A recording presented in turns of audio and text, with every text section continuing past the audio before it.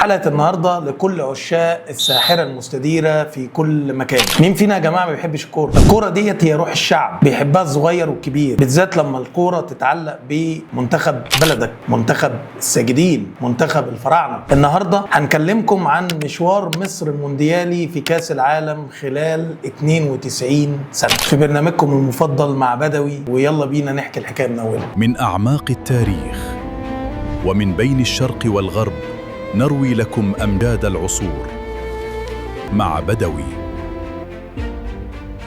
هنبدأ في كلامنا النهاردة عن البدايات والرحلات المنسية من جعفر والي باشا إلى عاصفة المحيط الأطلنطي. الاتحاد المصري لكرة القدم اتأسس سنة 1921 برئاسة جعفر والي باشا. الفيفا وقتها يا جماعة بص يمين وشمال في قارة أفريقيا، القارة السمراء، ملقاش حد يمثل القارة أحسن من منتخب مصر وقتها. والكلام ده تم في مونديال 1930 بالأوروجواي، باعتبار المنتخب المصري هو الأقدم والأعرق تاريخيا في القارة السمراء. لكن نقول إيه يا خسارة، الرحلة كانت عذاب في عذاب عبر السفن. المسافة تقريبا من مصر الأوروجواي محتاجة 20 يوم في قلب البحر، وما كانش فيه وسائل نقل في الوقت ده غير السفن. ودي كانت الرواية الأولى. أما الرواية الثانية فبتحكيها البي بي سي الإنجليزية، واللي بتقول إن المنتخب المصري بالفعل جهز شنطه وركب السفينة، ولكن هبت عاصفة في المحيط الأطلنطي. العاصفة أخرت وصول المنتخب المصري لبعد بداية كأس العالم، فاعتبر المنتخب المصري منسحب من مباريات. وده كان شأنه شأن منتخب اليابان ومنتخب تايلاند، ودي زي ما بنقول كانت دراما البدايات. أما المشاركة الأولى الحقيقية للمنتخب المصري فكانت سنة 1934 بإيطاليا. وساعتها يا جماعة المنتخب المصري سافر في رحلة إلى نابولي بالسفينة، قعدت 4 أيام بلياليهم لحد ما وصل إلى مدينة نابولي الإيطالية عشان يشارك في المحفل العالمي ده. تشكيل منتخب الفراعنة كان تحت قيادة مدرب الاسكتلندي جيمس ماكريل، ومثل منتخب مصر في حراسة المرمى عزيز فهمي، مصطفى كامل منصور، وكامل مسعود. خط الدفاع كان علي كاف وحميدو شارلي. اما عن خط الوسط فكان اسماعيل رأفت وحسن رجب وحسن الفار. خط الهجوم طبعا نجم التعليق المعروف كابتن محمد لطيف وعبد الرحمن فوزي ومحمد حسن موسى. وطبعا كان كابتن المنتخب المصري في الوقت ده الاسطوري مختار التتش نجم النادي الاهلي المشهور. وطبعا لعبنا قدام المجر، والنظام وقتها كان اللي يخسر بيلم شنطه ومع السلامه بيروح. ونهزمنا ماتش المجر 4-2، وسجل وقتها عبد الرحمن فوزي هدفين في الماتش ده، وكان اول لاعب عربي وافريقي يسجل في كاس العالم. وبعد غياب طال 56 سنه رجع المنتخب المصري تاني سنه 1990 عبر المشاركه في كاس العالم. والمفارقه العجيبه انها كانت في ايطاليا للمرة الثانية. وتأهل المنتخب المصري برأسية قاتلة لهداف المنتخب المصري في الوقت ده حسام حسن في شباك المنتخب الجزائري في التصفيات المؤهلة لكأس العالم. الكرة في الملعب والكرة عالية.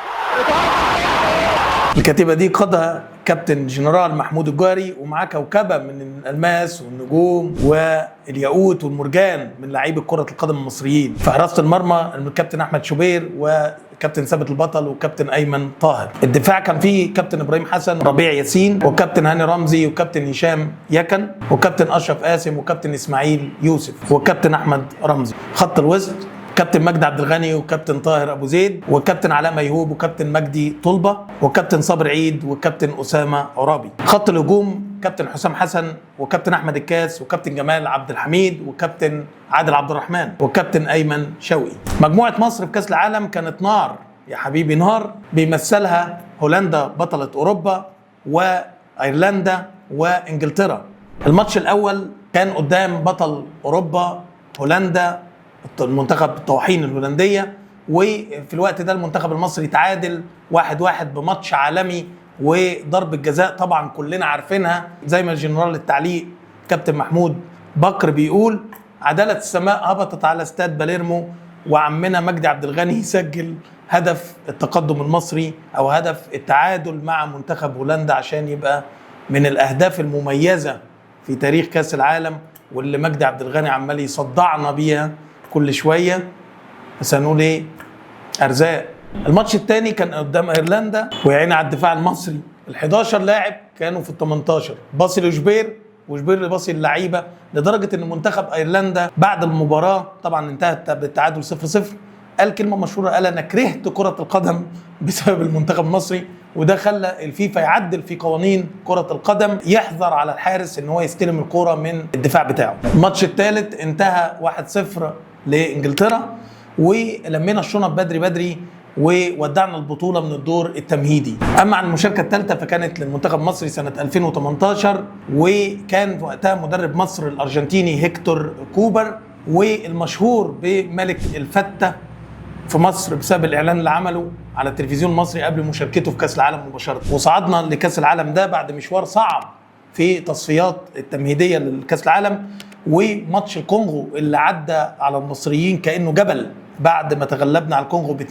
لكابتن محمد صلاح بضربة جزاء. ومفيش طبعا احسن من كابتن مدحت شلبي وتعبيره المشهور اللي قاله في الماتش ده: الله الله الله يا بلادنا، الله الله يا بلادنا، الله الله يا بلادنا، الله. وطبعا كلنا عارفين ضمت التشكيله او كتيبه المنتخب المصري الحضري والشناوي واكرامي واحمد حجازي وعلي جبر ومحمد النني وطارق حامد وشيكابالا الاباتشي وتريزيجيه والملك محمد صلاح ومروان محسن. والحضري في الوقت ده كان اكبر لاعب في تاريخ المنتخب المصري وتاريخ مشاركات كاس العالم كحارس مرمى، كان عدى 41 سنه. حسبه الشعب المصري كانت حسبه غريبه جدا.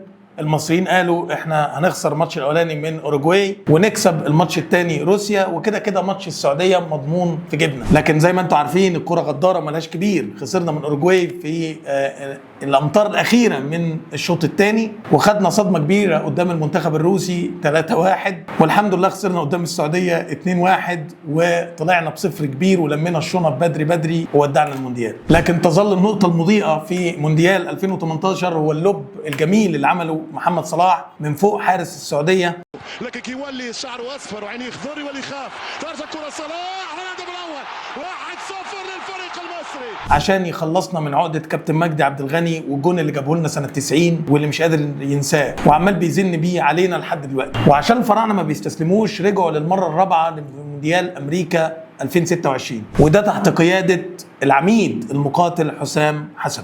وعشان المنتخب المصري والفراعنه ما بيموتوش رجعوا للمره الرابعه في مونديال امريكا 2026، وللمره الاولى المنتخب المصري يلعب في دور المجموعات 3 ماتشات من غير ما نخسر ولا ماتش، وللمره الاولى نصعد في دور المجموعات، وللمره الاولى يصعد المنتخب المصري للادوار الاقصائيه. اللعيبه اللي ارتدوا قميص الفراعنه في 2026 واللي جميعا الشعب المصري بنوجه لهم الشكر هما في حراسه المرمى مصطفى شوبير والشناوي والمهدي سليمان ومحمد علاء. في الدفاع محمد هاني وطارق علاء وحمدي فتحي ورامي ربيعه وياسر ابراهيم وحسام عبد المجيد ومحمد عبد المنعم واحمد فتوح، ومعاهم كمان كريم حافظ. في الوسط مروان عطيه ومهند لاشين ودونجا ومحمود صابر وزيزو وامام عاشور ومصطفى زيكو وتريزيجيه وابراهيم عادل وهيثم حسن والمو محمد صلاح. وفي الهجوم عمر مرموش وحمزه عبد الكريم.